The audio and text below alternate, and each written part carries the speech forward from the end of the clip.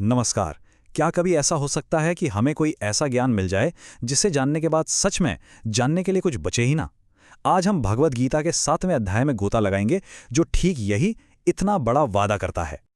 और देखिए, अध्याय की शुरुआत ही इसी चौंका देने वाले वादे से होती है।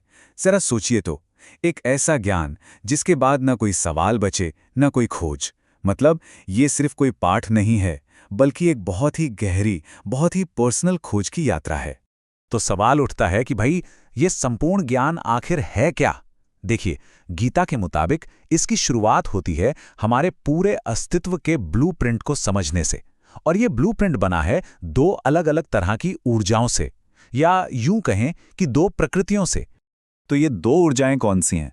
देखिए, पहली को कहा गया है निम्न ऊर्जा, यानी हमारी मटीरियल एनर्जी। इसमें 8 चीजें आती हैं। 5 तो हमारे तत्व हो गए, पृथ्वी, जल, अग्नि, वायु, आकाश।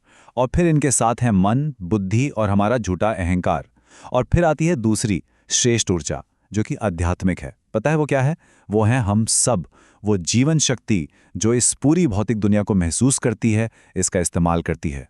लेकिन यहाँ एक बहुत ही कमाल की बात है। भले ही ये दो प्रकृतियां अलग अलग दिखती हैं, पर इन सबके पीछे एक ही एकता है। हर चीज, सब कुछ एक ही परम स्रोत पर टिका है। और इसको समझाने के लिए एक बहुत ही सुंदर मिसाल दी गई है। सोचिए, जैसे हजारों मोती एक ही धागे में पिरोए हुए हों। तो फिर ये परम स्रोत है कहाँ? वो हर जगह है, हर चीज में बुना हुआ है। कहा गया है, मैं जल का स्वाद हूं। मैं ही सूर्य और चंद्रमा का प्रकाश हूं। वही स्रोत पृथ्वी की अपनी एक मौलिक सुगंध है। और हां, बुद्धिमानों के अंदर जो बुद्धि है वो भी मैं ही हूं। मतलब साफ है, ये कोई दूर बैठा हुआ सोर्स नहीं है, बल्कि हर चीज के, हर अस्तित्व के बिल्कुल दिल में मौजूद है। तो यहां आकर एक बहुत बड़ा सवाल खड़ा हो जाता है ना? कि अगर वो स्रोत सच में हर जगह है, पानी में, हवा में, हम में, तो फिर वो हमें दिखता क्यों नहीं, इतना साफ साफ क्यों नहीं महसूस होता? और बस यहीं पर माया का कॉन्सेप्ट सामने आता है। एक ऐसा शक्तिशाली भ्रम जो हमारी आंखों के सामने एक पर्दा डालकर रखता है। अब ये भ्रम पैदा कैसे होता है? गीता कहती है कि ये 3 गुणों की वजह से है। इन्हें कहते हैं सत्व, रजस और तमस। सत्व मतलब अच्छाई और बैलेंस, रजस मतलब पैशन और एक्टिविटी, और तमस यानी अज्ञान और आलस। ये तीनों गुण ही हमारी सोच पर, हमारे देखने के नजरिए पर ऐसा असर डालते हैं कि हम उस असलियत को देख ही नहीं पाते जो इन सबसे परे है। और ये जो माया की एनर्जी है ना, ये बहुत ज्यादा पावरफुल है। मतलब इसे पार करना बहुत बहुत मुश्किल है।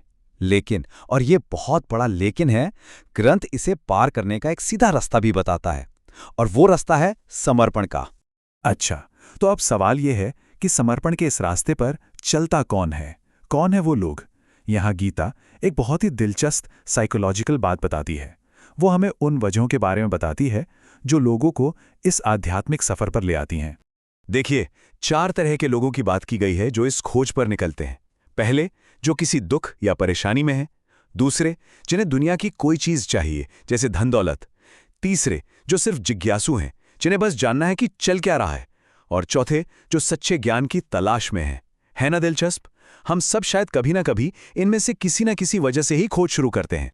लेकिन इन चारों में से सबसे ऊंचा दर्जा, सबसे खास जगह उसे दी गई है जो बिना किसी मतलब के, बिना कुछ मांगे, सिर्फ और सिर्फ ज्ञान के लिए उस परम सच को जानना चाहता है।